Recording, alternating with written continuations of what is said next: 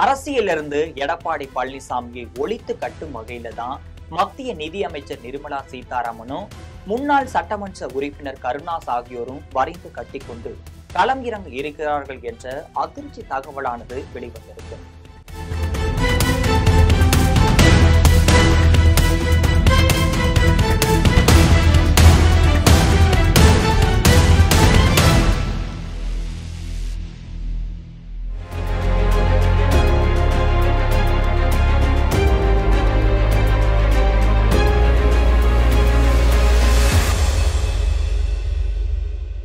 அதிமுகவை ஒருங்கிணைக்க வேண்டும் என முன்னாள் அமைச்சர் செங்கோட்டையன் கடந்த 5ஆம் தேதி குரல் கொடுத்துட்டு வந்தார். இதை தொடர்ந்துதான் அவர் பதவியிலிருந்து நீக்கமும் செய்யப்பட்டிருக்காரு. இந்த நிலையில அவர் மத்திய உள்துறை அமைச்சர் அமித்ஷாவையும் சந்தித்து அதிமுக அரசியல் நிலவரம் குறித்தும் பேசியிருக்காரு. முன்னாள் அமைச்சர் செங்கோட்டையனை முழுக்க முழுக்க வழி நடத்துவதே மத்திய நிதி அமைச்சர் நிர்மலா சீதாராமன் தான் என்ற தகவலானது வெளிவந்திருக்கு. ஏற்கனவே நிதி அமைச்சர் நிர்மலா சீதாராமனை செங்கோட்டையன் 2 முறை சந்தித்தும் பேசியிருக்காரு. அதிமுக மேலிடத்துல அனுமதி இல்லாமல் அவரை தனிப்பட்ட முறையில டெல்லி சென்று பேசியிருக்காரு. அப்போதெல்லாம் அவர் என்ன பேசினார் என்பது வெளியவே தெரிய வரவில்லை. இப்போது செங்கோட்டையனை பொறுத்த வரையில தான் வருகின்ற சட்டமன்ற தேர்தல்ல அவருக்கு தொகுதி ஒதுக்கீடு செய்யவில்லை என்ற கோபத்துல தான் உச்சகட்டமாக இந்த முடிவையும் அவர் எடுத்திருக்காரு. ஏற்கனவே தமிழக அரசியலை பொறுத்த வரையில அதிமுகவிலிருந்து பிரிந்தவர்கள் ஒருங்கிணைய வேண்டும் என்பது டெல்லி பாஜக மேலிடத்தின் எதிர்பார்ப்பாகவே இருந்து வருகிறது. இது தொடர்பாக பிரதமர் மோடி உத்தரவின் பேர்ல தான் உள்துறை அமைச்சர் அமித்ஷா செயல்பட்டு வராரு. இந்த நிலையில சமீபத்தில் சென்னை வந்திருந்த நிர்மலா சீதாராமனை செங்கோட்டையன் சந்திப்பதாக இருந்துச்சு. இதற்கு செங்கோட்டையனுக்கு அனுமதி கிடைக்கவில்லைன்னு நிர்மலா சீதாராமன் அந்த அனுமதியும் மறுத்திருக்காரு.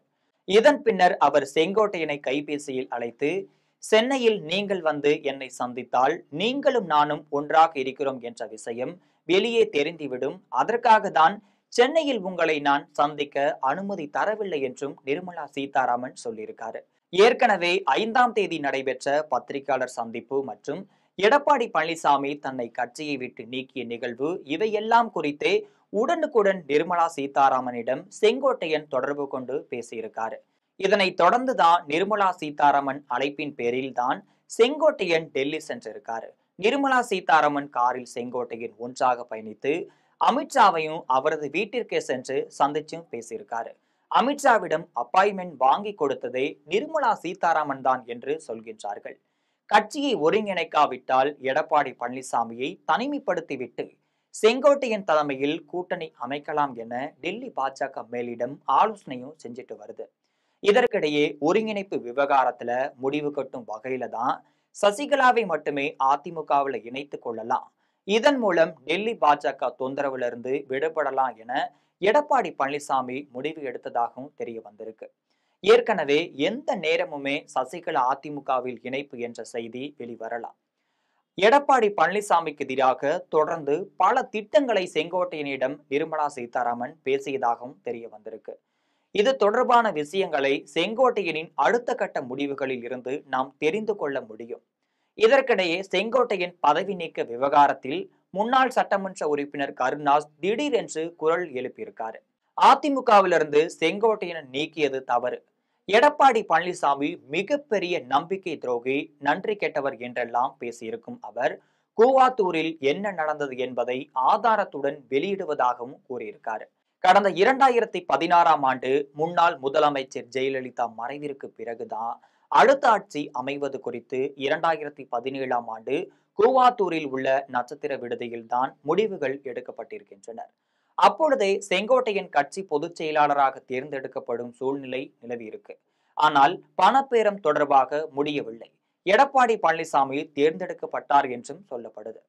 கூவாத்தூர்ல கோடிக்கணக்கான பணப்பேரங்கள் பேசப்பட்ட பொதுச் செயலாளர் பதவி விலை கொடுத்து வாங்கப்பட்டது என்ற குற்றச்சாட்டும் எழுந்திருக்கு. கூவாத்தூர் நிகழ்வுல முக்கிய பங்காற்றியவர் முக்குளத்தூர் புலிகள் படை தலைவரான கருணாஸ். ஏற்கனவே கருணாஸ் பேசிய பேட்டிகளின் போது கூவாத்தூரில் மிகப்பெரிய பணப்பேரம் நடந்தது, எனக்கு கூட கோடிக்கணக்கில் பணம் தருவதாக சொன்னார்கள், ஆனால் நான் அதை வாங்கவில்லை, யார் யார் வாங்கினார்கள் என்பதெல்லாம் எனக்கு தெரியும் என்று பேசியிருக்காரு.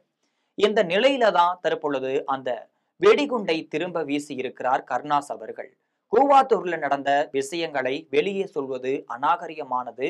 ஆனால் வெளியே சொல்லாமல் இருக்கிறேன். ஆனால் விரைவிலேயே தகுந்த ஆதாரங்களுடன் அதை நான் வெளியிட போகிறேன் என்று சொல்லியிருக்காரு. எடப்பாடி பழனிசாமியை யாரும் நம்ப வேண்டாம்.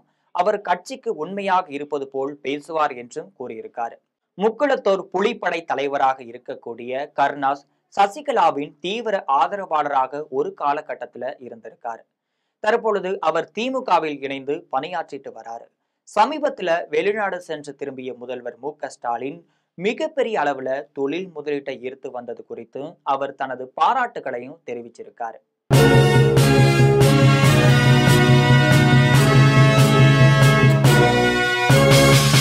உடனுக்குடன் அப்டேட் தெரிந்து கொள்ள ஜெம் டிவி தமிழ் ஆப்பை இன்ஸ்டால் செய்யவும்.